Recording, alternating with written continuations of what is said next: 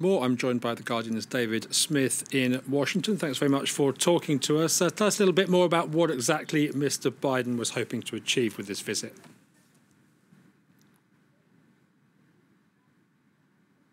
I think he was really trying to convey more of his character to the American people that was very much previewed at the Democratic National Convention, a display of empathy, of understanding the needs of the black community, of being ready to deal with these issues in a unifying, reconciling way. So the centerpiece of this visit, Joe Biden spoke in a church. He listened to members of the African-American community. At one point he said, look, I can intellectually understand your problems, the tragedies here, but I won't pretend that emotionally I can really know what it's like to walk out of this church and feel threatened, or to send an African-American child out not knowing if they'll come back.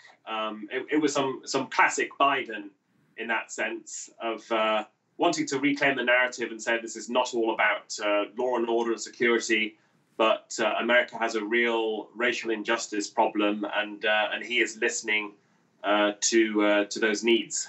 And it was very different to Mr. Trump's visit.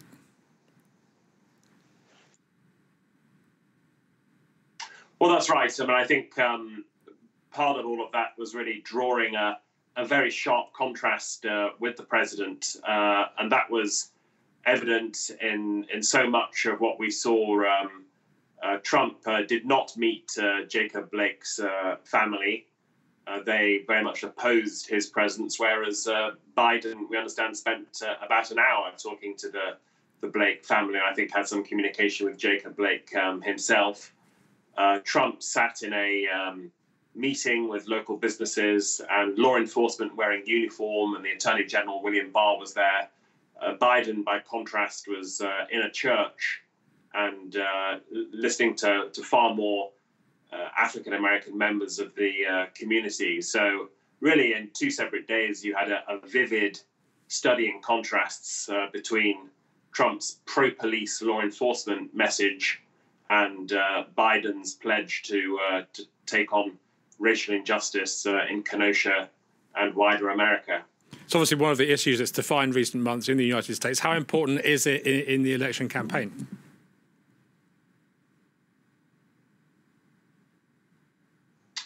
It does seem to be important. There's some evidence polls have tightened somewhat with Trump's law and order message perhaps cutting through, but no one really knows if that's sustainable or just how real it is.